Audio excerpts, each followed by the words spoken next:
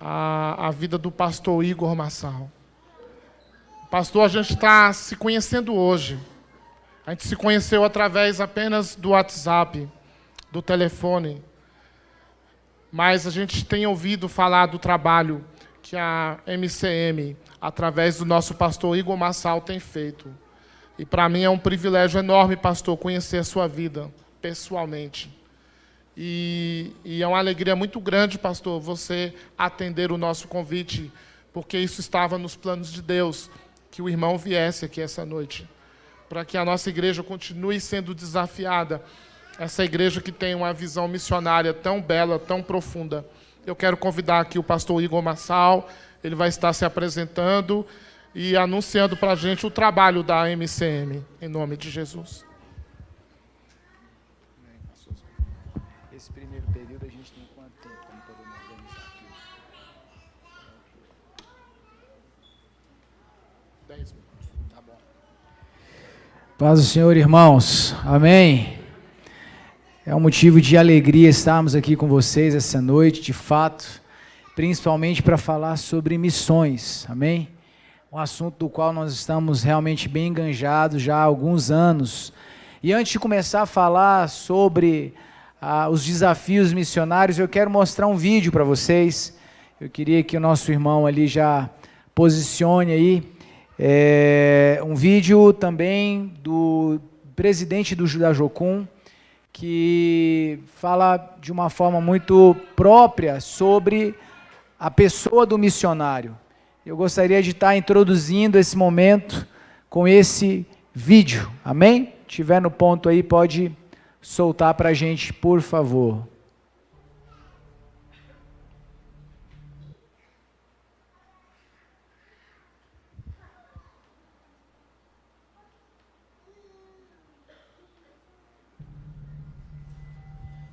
In the beginning, God created man in his own image.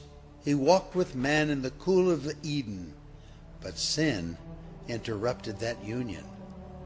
So God created the missionary. God said, I need someone willing to say no to the status quo, no to the dream of wealth, leave their families to fly to a distant land, and learn a language they have never heard, ride in cramped buses on backs of camels, someone who would sleep anywhere, eat anything, bear the heat, and fight the freeze with a smile on their face, just to take the gospel to a people not their own. So God created the missionary. God said, because the harvest is plentiful, I need someone ready to sow the seed, to plow the ground, water the seed, and reap the harvest which is ripe. Someone to go and train, to multiply the crops, and to answer the call and pay the price. So God created the missionary.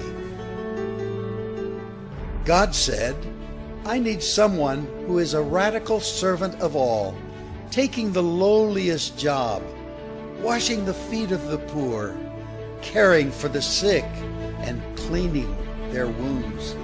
I need someone to visit the prisoner, care for the widow and the orphan, to sit in the dust with a child and tell them that they are loved. So God made a missionary. God said he needed someone who would believe that blind eyes could see and lame feet could walk and that the dead could live again. Someone who would pray long hours and intercede through the night with wordless groans of petition so that one soul might be saved.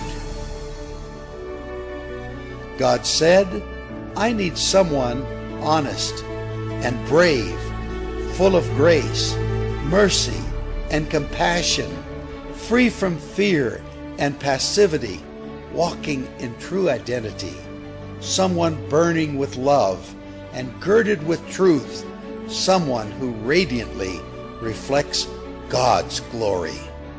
So God made a missionary. God said, I need someone who would say yes before they were asked. Someone who would go to distant islands, barren deserts, inner cities, closed nations, next-door neighbors, and prestigious universities to reach the unreached. Who would hike any mountain and endure any obstacle? Because how will they believe in him of whom they have never heard? How will they hear unless someone preaches? And how will they preach unless they are sent? So God made the missionary.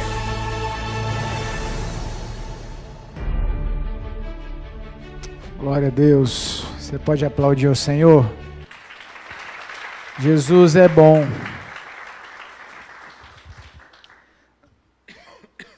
Esse vídeo ele nos impacta muito por causa da realidade que existe de fato na pregação do Evangelho.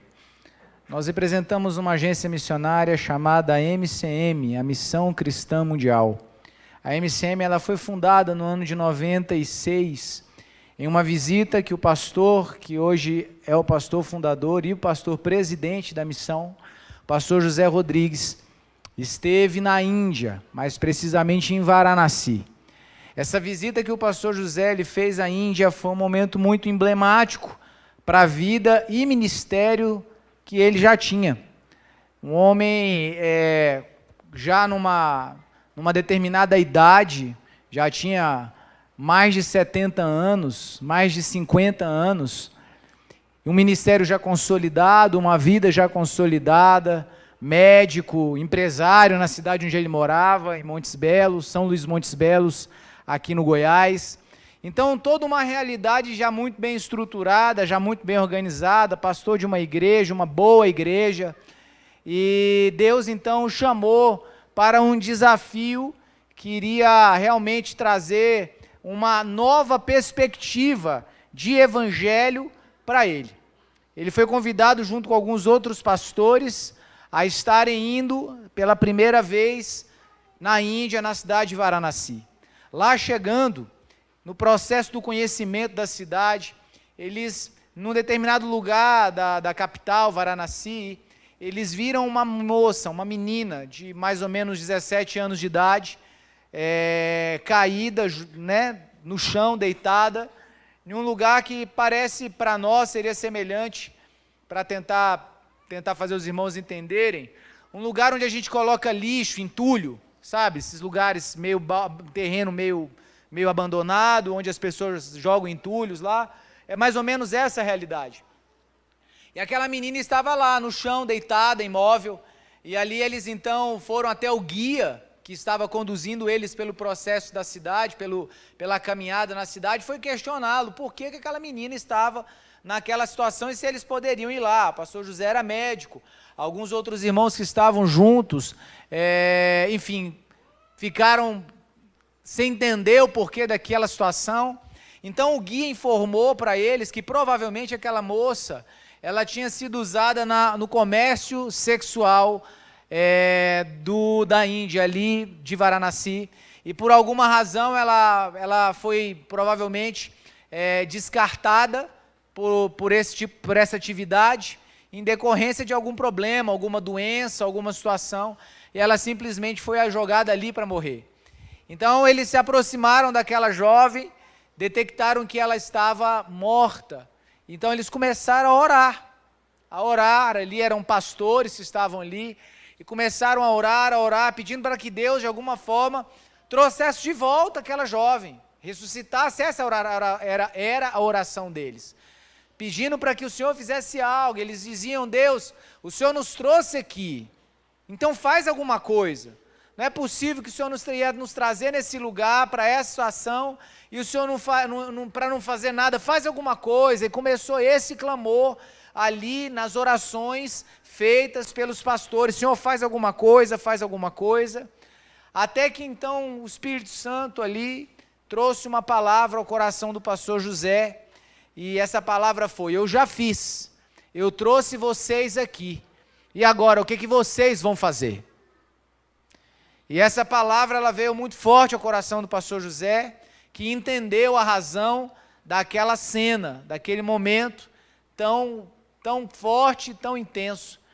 Nesse ponto, então, ele volta ao Brasil e ele passa a direção da igreja para o seu filho pastorear, pastor Heber, e ele então passa a se dedicar exclusivamente ao trabalho da MCM, mais precisamente a um programa conhecido hoje como As Meninas dos Olhos de Deus. E esse programa hoje ele tem trabalhado com o objetivo de estar resgatando meninas da exploração sexual infantil e, muito mais do que resgatar, também trabalhar na prevenção, que no decorrer dos anos percebemos ser extremamente eficaz. Os anos se passaram, nós estamos aí já com muitos anos, já com 22 anos, 96 para 2018, 22 anos, é isso? 22 anos de missão, onde nós temos já casas implantadas no Nepal, temos casas implantadas no Camboja, em Bangladesh e em vários países da África, onde temos trabalhado com o acolhimento dessas crianças, tirando dessa situação de escravidão sexual. E hoje, no trabalho de prevenção, são mais de 2.000 crianças sendo assistidas através desse programa, promovendo para elas bolsas escolares, que era exatamente aquilo que a gente percebia que facilitava o assédio para que essas crianças fossem levadas a esse tipo de vida, levadas a esse tipo de realidade. Para os irmãos terem uma ideia do que eu estou falando, eu sou pai de uma garotinha, a minha filha tem 7 anos, vai fazer 8 esse mês. Quantos aqui têm filhas, meninas? Amém?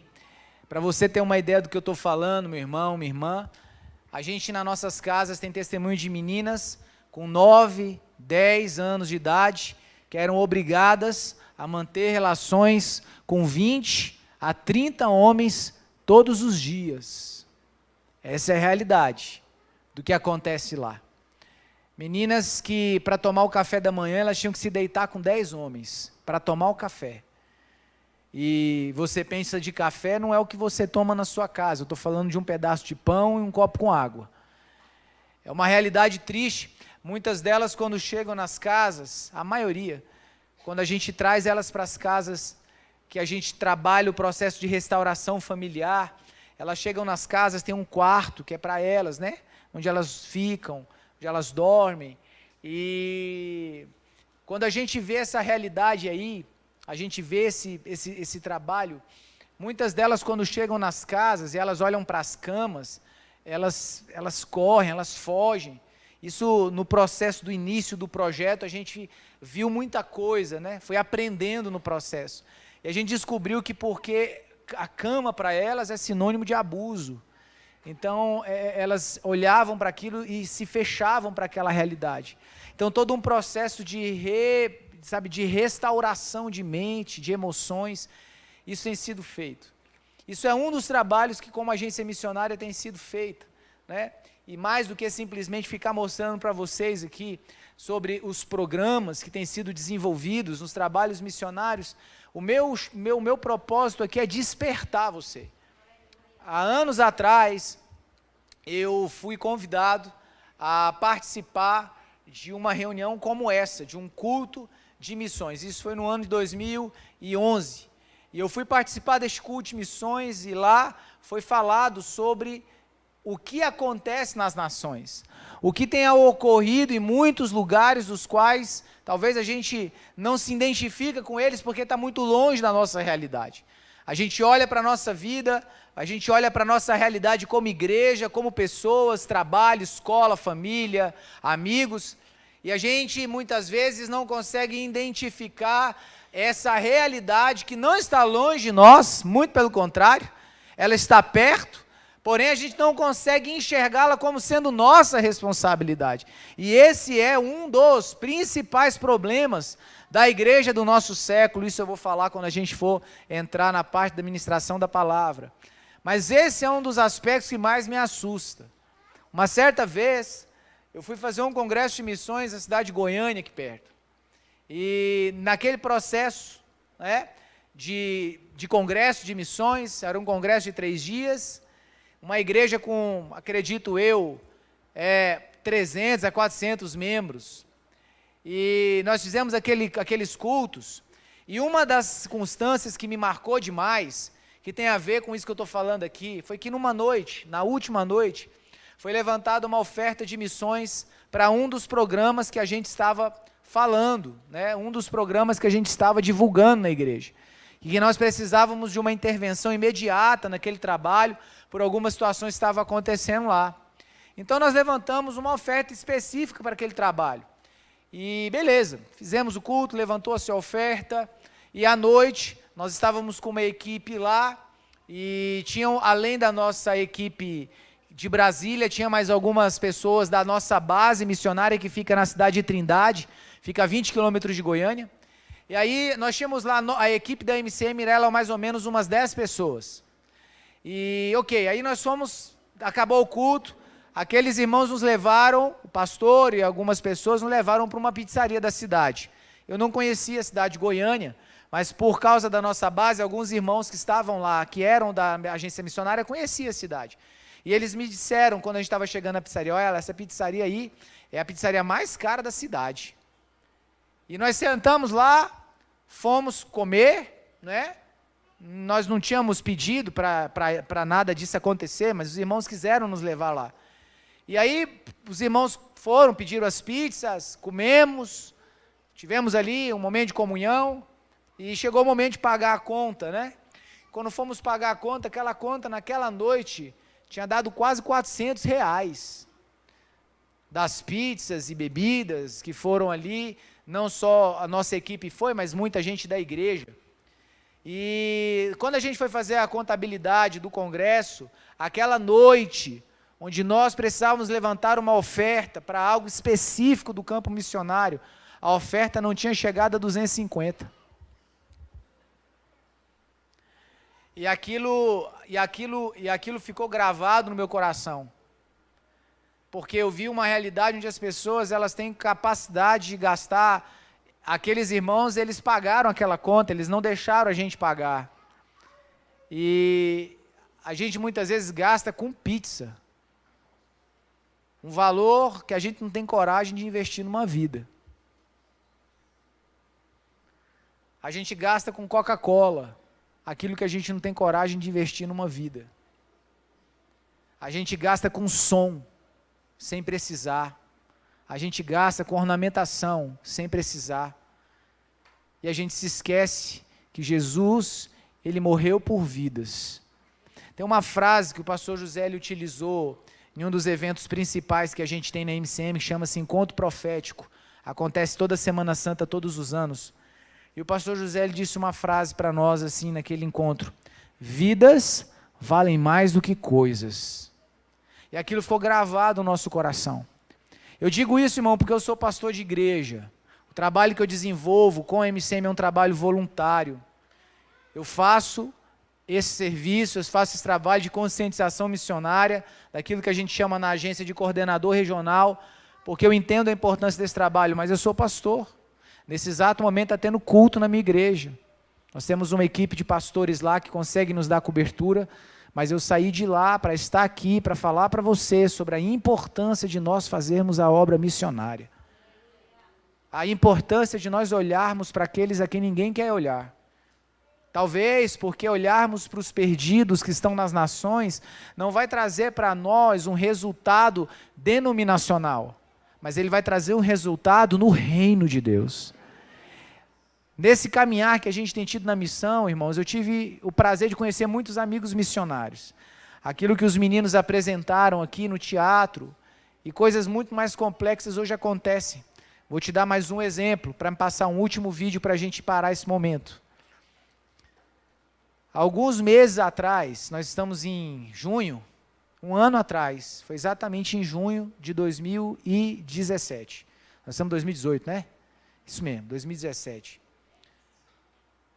Um pastor, amigo nosso, missionário, junto com a sua família, 2 famílias de missionários, a nossa agência, na nossa base missionária, estavam com trabalho missionário no Iraque.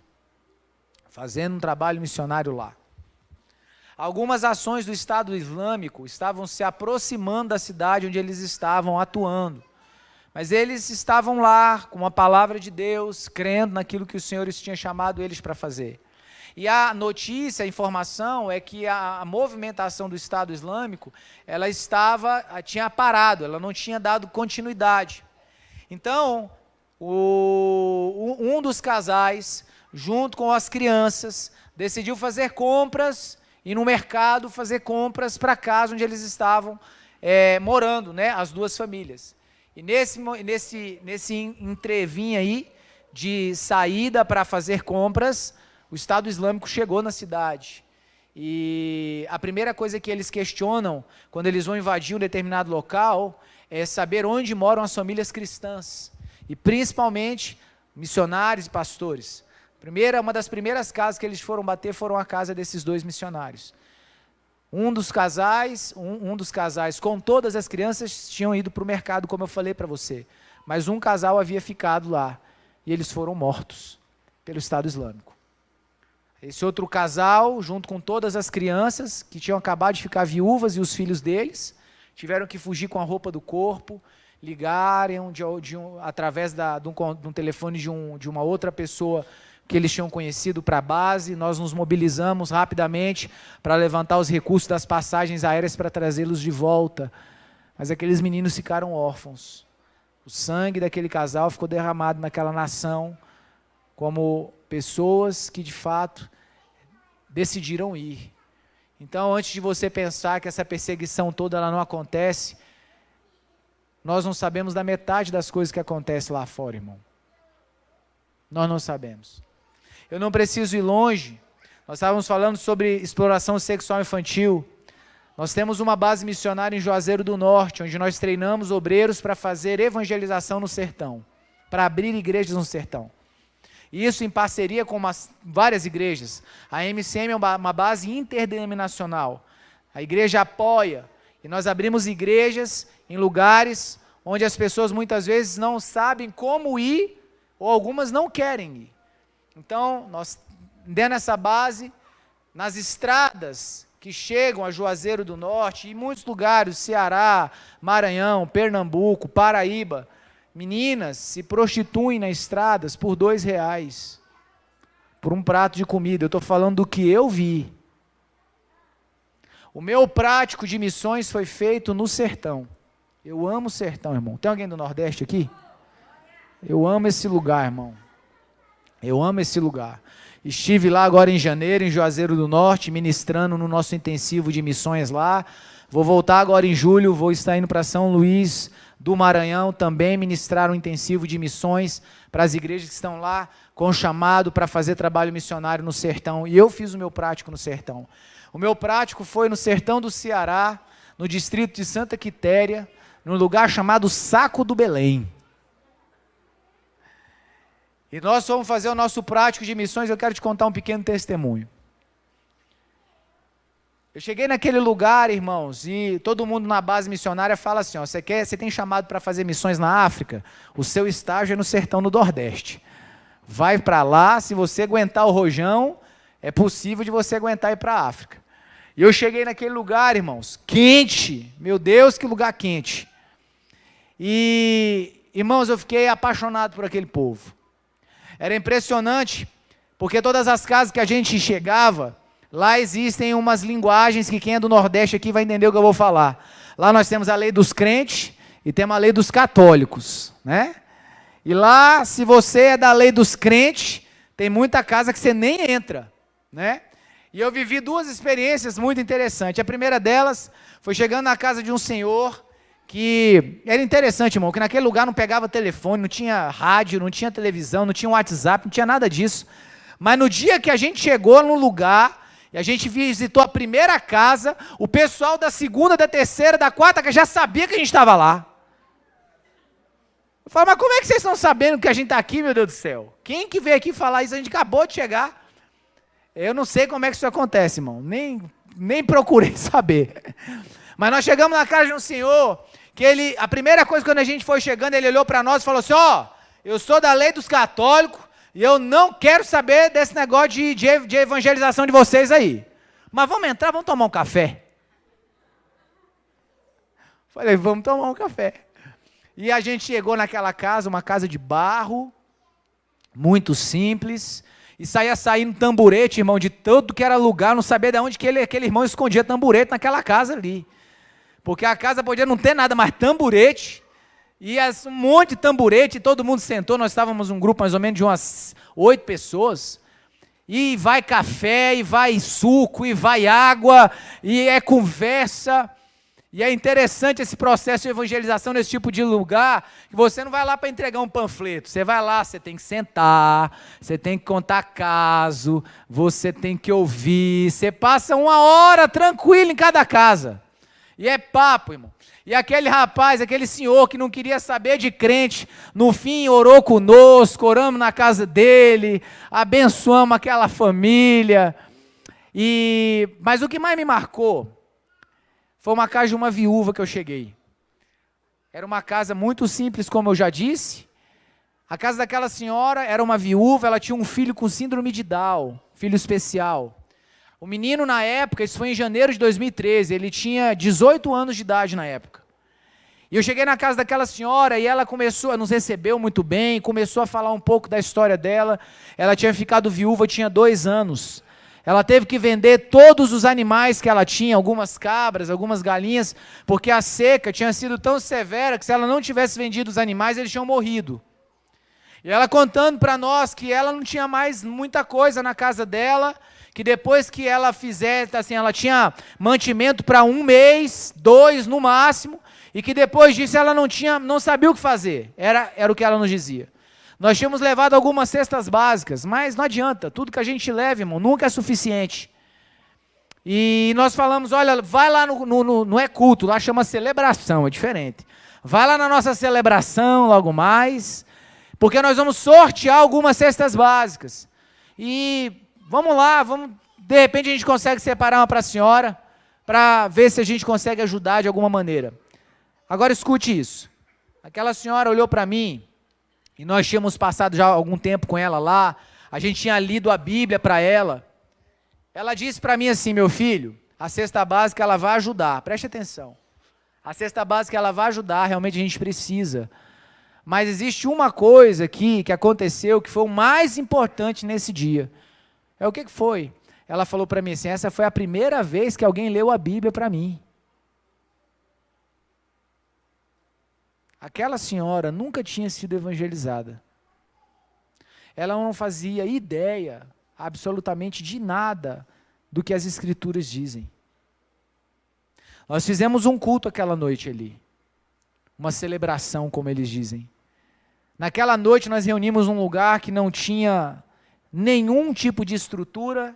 Nós tínhamos lá umas 10 ou 15 cadeiras para as pessoas mais idosas e alguém que estivesse grávida. Nós tínhamos ali uma caixa de som amplificada que a gente quase não vê mais nas igrejas. Aquela que você liga violão e microfone, tudo na mesma caixa. Era tudo que a gente tinha ligado numa bateria. E nós fizemos aquele culto ali.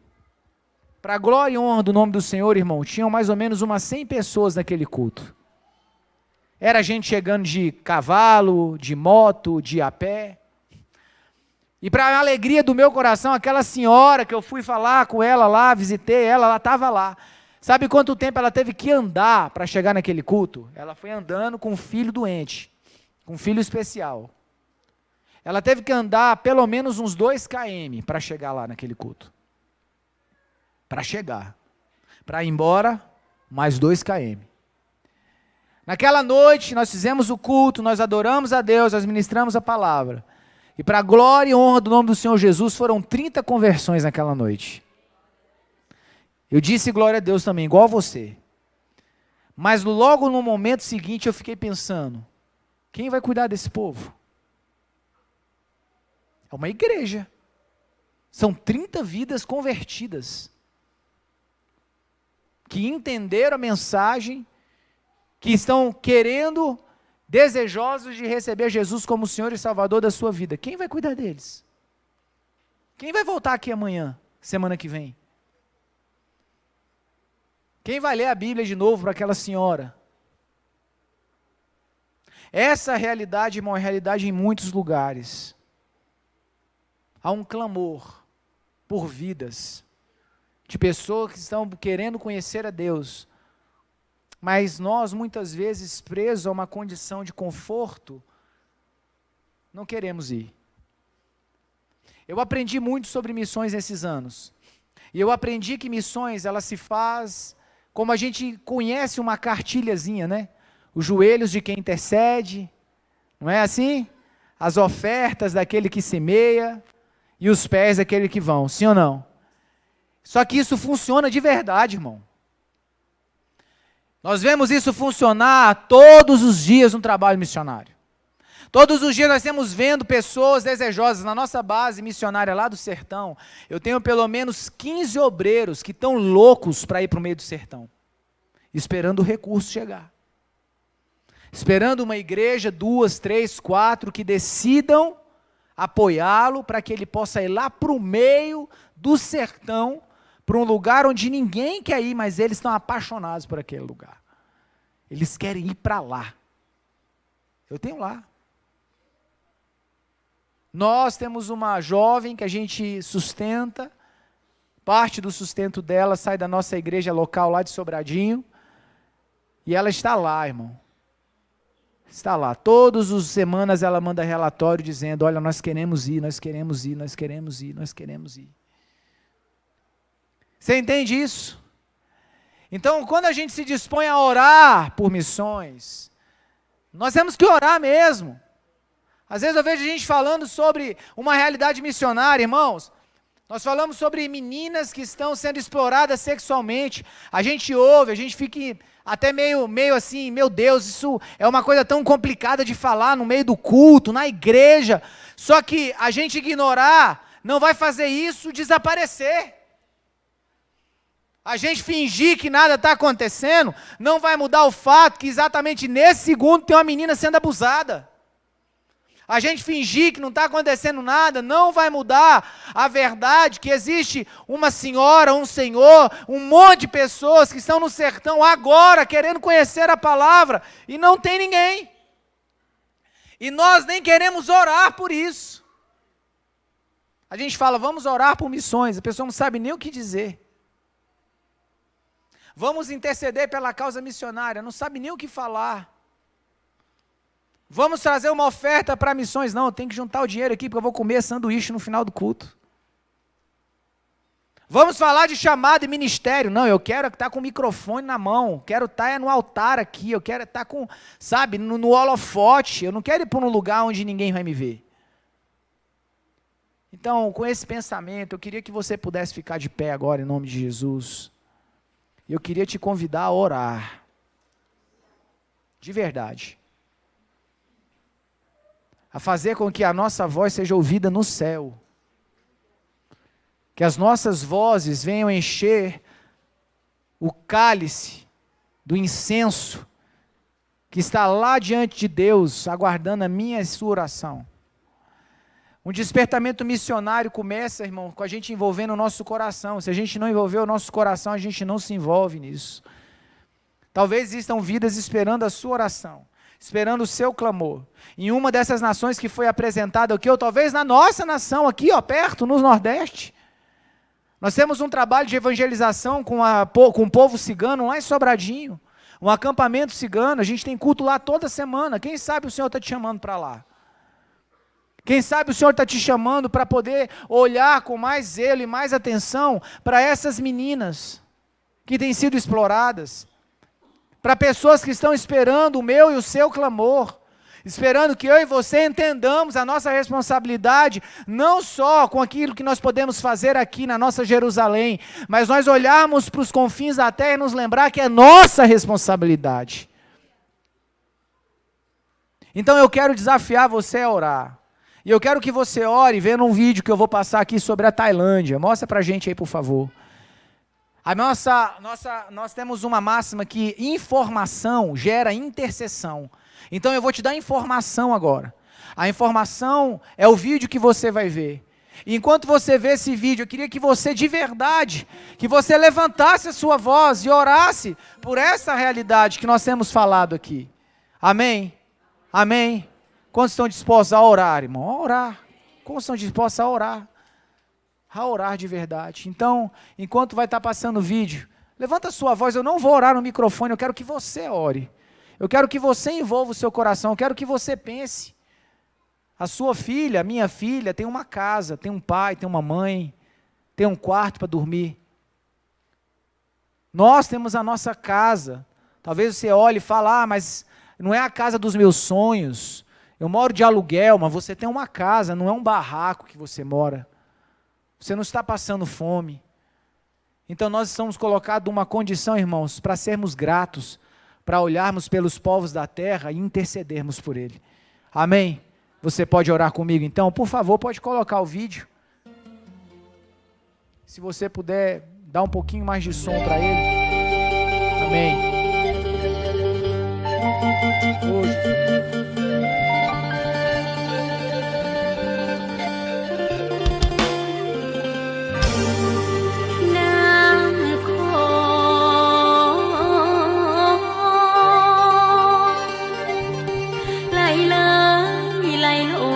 ไปทางลาวใต้ 93,6 budistas para 1,2% de cristãos na Tailândia.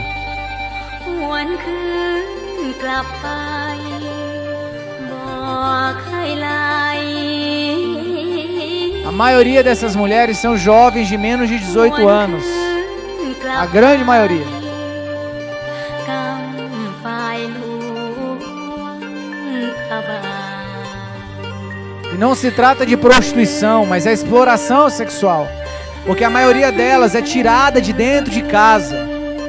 E elas não têm outra solução, elas não têm outra escolha a não ser se sujeitar a essa vida.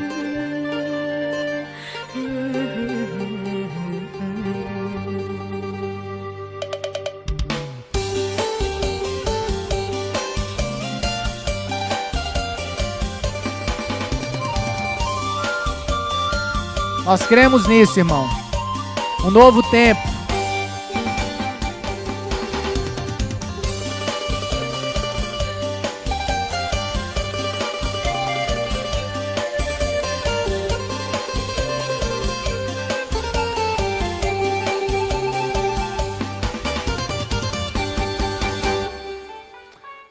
Eu queria que você voltasse o vídeo agora, só que sem o áudio. Amém? E agora nós vamos orar. Eu te dei as informações. Vamos orar agora, amém? Vamos orar por isso em nome de Jesus. Coloca o vídeo de novo agora para a gente, só que sem o áudio, por favor. Amém? Levante a sua voz, não espera não. Pode orar, comece a orar. Comece a orar. Senhor, em nome de Jesus, nós queremos levantar as nossas vozes nesse lugar, Senhor. Nós cremos que o Senhor, ó Pai, tem poder para realizar algo extraordinário, Senhor.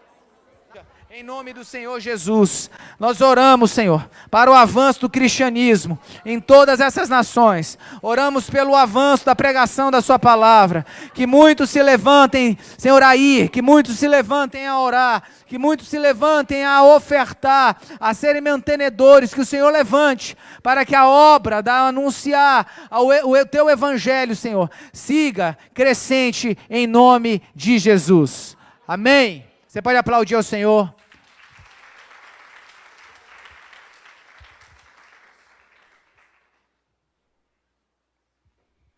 Amém, igreja. Nesse momento nós vamos chamar o Marçal aqui à frente mais uma vez. Nós vamos estar orando pelo ministério. E depois nós vamos convidar o Ministério de Louvor. E você vai trazer os seus dízimos e suas ofertas. Hoje é um culto missionário. As ofertas serão investidas nessa obra. E então, no decorrer do culto, você vai trazer os seus dízimos e as suas ofertas. Mas antes nós vamos estar orando pelo Marçal. Vem aqui à frente. Queria convidar os pastores, presbíteros presentes aqui, para a gente estar impondo as mãos sobre a vida do pastor Igor, sobre o ministério que ele tem desenvolvido. Enquanto isso, o louvor pode estar aqui à frente.